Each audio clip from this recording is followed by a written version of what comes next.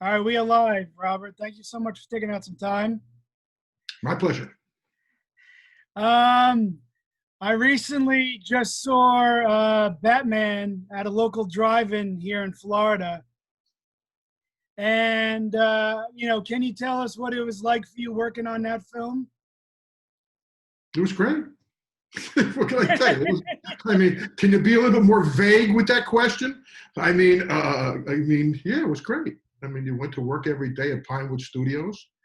You had the vision of Tim Burton and the wonderful production design of a genius named Anton Furst. And you went to work with the best of everything, best makeup people, the best, you had Michael Keaton and Jack Nicholson and Jack Palance. And it was just, every day there was something great. And just to watch the process and watch the work and be part of that, I was very fortunate. And I was in London for 4 months. That was cool too, during Christmas time, which is very cool. That's awesome. That's really cool. I wanted to know, did you get to interact with Jack Nicholson on the set at all during the shoot? Yes. We didn't have many scenes together, if any, just one brief thing. But what I did, I got to know Jack, and he was gracious enough many times, because we were an hour, where we were living in London was an hour from the Pinewood Studios set. Okay. So Jack would many times offer to me to drive home with him. So I would hear stories, and there's no better raconteur than Jack. And it was quite wonderful. It was just great. Everything was great. That was a great time. Fantastic. And what was it like working with Tim Burton? That must have been wild.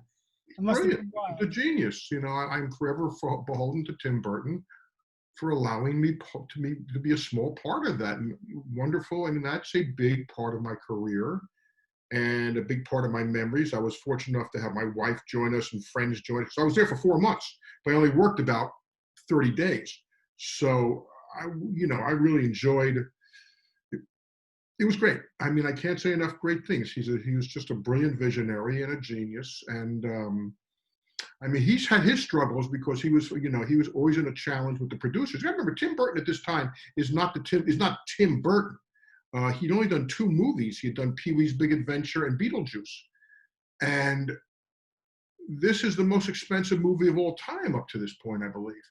Sure. So Tim did not have the slam dunk final cut on the final word thing, when it came to dealing with Goober and Peters, 2 very strong producers, which in most things, Tim was right.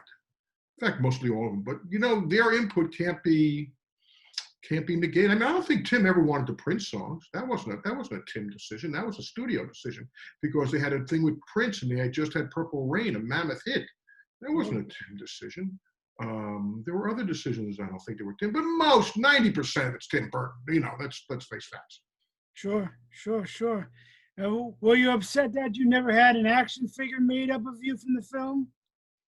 I used to joke about that, only because it might have been some merch money, but I used to make jokes about the reporter doll. It was more disappointing not to be in the sequel. That was more disappointing. I agree, definitely. And how was it for you reprising your role of Alexander Knox in Supergirl last year for the Crisis on the Infinite Earth event series? Okay, let me have to back up a little bit. You are talking to someone who does not watch science fiction. I am the least fanboy you will ever meet. So I'm not a big sci-fi fan. I respect the hell out of it. These are all great artists. I respect it, but I'm not a big fan, with rare exceptions. So I'm not into this thing at all. But my friend Mitch Halleck runs this. He invited me for my first card show that I ever did at Terrificon in Connecticut. And he opened up my eyes to this whole world, which is enormous. And so Mitch was the one who got me to go to, I went to the card show and I had a blast. I had the best time interacting with all the fans and everything. And it's a great thing. I was talking with Dolph Lundgren, who was at the next booth for me at a different one in San Antonio. And we said you have to go in with the right attitude. If you're going in with an asshole attitude, then you're a dick. Why are you there? Sure. But if you go with the attitude that, these are people whose lives, you have touched in some way, shape, or form, and they're getting to meet you and say thank you to you and giving you, and Dolph Lundgren and I said the same thing, because when you're working on them, you're not thinking about that at all, and you're not even thinking about it after it's done, and you're not thinking. But when these things come along, you get a chance to meet the people whose lives you have touched in some way, and now you get to meet them face to face, and you've made their day a little bit better. And they're lucrative.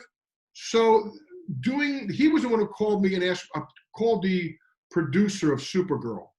And I think what they did basically is they wedged me in at the 25th hour, because so when I realized how powerful it was we shot up in Vancouver, I believe it was. Yes. And I flew in on a Tuesday afternoon. I think it was a Tuesday, might have been. I didn't shoot till midnight that night. I had the one shot. Took tops an hour. Sure. Around midnight. I got up about 5 o'clock in the morning to catch the first flight out of Vancouver to Los Angeles. So I'm back in my house by about 10 a.m. Sure. By the time I get to my house and I turn on my computer, it is all over the fucking place. I mean, it was like, Jesus Christ. I mean, these people are everywhere. I mean, it's like, that's as close as I'm going to come to anything that viral or that, unless I say something really stupid or something. But that's when I realized how big that world is, that fanboy world is. Hey man, it's huge, and it was cool seeing you on the show. So I'm a huge Arliss fan as well. I remember watching the show when it aired originally. I remember staying up super late till midnight against my parents' wishes and watching it. And can you kind of reflect on that role and how it still has some popularity today as well? Arliss is a total labor of love. First of all, I created the show, and that was my puppy. And so I got to do everything, tell any story I wanted. What's interesting now is about 15 minutes ago, I was watching an episode because there was a podcast called the George Lucas Talk Show. Sure. I was going to talk to you about that. Oh, yeah. Well, I've been doing that for the last few weeks with a couple of guys who are incredibly talented. And I did the UCB Uptight Citizens Brigade ASCAT show. Sure. And I got to know them. And I went on one of their Star Wars binge-a-thons. And if they raised a certain amount of money, they promised they were going to do an Arliss binge-a-thon. So each week they go through a whole series of Arliss while we were on the air. And it forced me, because I come on the last hour usually, it then forced me to actually watch the show, which I had not done in about 20 plus years. Yeah. And I can't tell you how much I'm really kind of enjoying it. I'm enjoying it for a lot of different reasons. One is the nostalgia factor. Two is how good some of the shows are, how great Sandra Oh is, and how terrific a cast I have with Jim Turner and Michael Boatman, the chemistry, and most of all, which is the thing that most people talk about, is the social issues that we went after back then. They say you were ahead of your time, and I thought I was of my time. But I mean, we went after everything from gay ball players to transsexual athletes to domestic abuse to steroids to mascot abuse to Alzheimer's to we went after everything. Race. We did it all on that show, and that's what I'm really enjoying in the context of telling really good stories. Absolutely. And that and the number of great actors we had on. I mean, we had on people who went on to get Oscars at James Coburn's last show ever, Michael Clark Duncan, Nick Offerman, Ed Asner, Charles Durning. I mean, we had all these Oscar and Lindsay Krause. We had all Eileen Brennan. We had all these Oscar and Emmy-winning people on the show. So it's great for me to re-watch them, and it's great that the people are getting a second look at the show, which is quite wonderful. And we were always, because we were not the hip show on HBO. Oh, we were excoriated by some critics. I mean, we were split down. People either loved the show or they hated it, because we weren't the hip guys on HBO with Sex and the City and all that. So, but now it's interesting. Yeah, well, thank you for bringing up Arliss. I was on last week on a podcast, and George C. Romero was on. And all he wanted to talk about was Arliss and how, as growing up, that changed his take on storytelling. And Jason Reitman has told me the same thing, how he would change tones in the middle of an episode and how he would go from comedy to serious to, and how you could do that. And so that makes me feel great. That's awesome, man. And how has it been reuniting with some of the cast on the Twitch stream? You know, you guys had some of the cast on there. Yeah, I got to. I hadn't seen Boatman in a long years. Sandra couldn't make it, but who I haven't seen in a very long time. But Boatman and Turner, we all came out together. That was terrific. It was great to hear them tell stories. With all the reboots of TV shows recently, have you ever discussed bringing the show back? Yes. Really? Yes. That's exciting. Right now it's tough because nothing's happened, you know. So, I understand. And there is politics involved, a lot of politics involved with this, corporate politics. So we'll see. Actually, it would probably be bigger now because sports is bigger now. Yeah, it's very true. Very true, man. So do you always feel that, do you feel that comedy kind of always comes easy to you? Or come easy. I find the humor in things. Yeah, I try to find much humor. Comedy is is very natural to me. Let's put it that way. It's very natural. I don't have any trouble with with comedy. Sure, man. And I'm a big fan of silly question. I'm a big fan of the film Good Burger. How did it come about that you were in that for the opening scene? How did that come about for you? My partners on Arliss were Toll and Robbins. And really? This was their first movie, and they asked me to do a cameo, and I said yes. That's simple. That's it. I mean, no story. That's it. They said, Robert, you want to work? Would you work for a day for us? I said, sure. That's it. It's a great scene, man. Very funny stuff. I love it.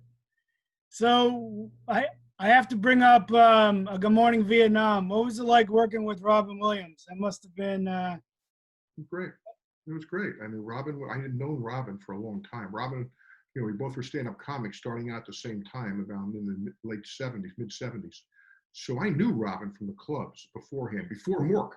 Sure. So we had a mutual friendship and respect, and it was just one of the greatest human beings I ever met. I miss him as much for his heart and his warmth and the person he was as I do for the comedy. Robin was a great guy, as was Bruno Kirby in that movie.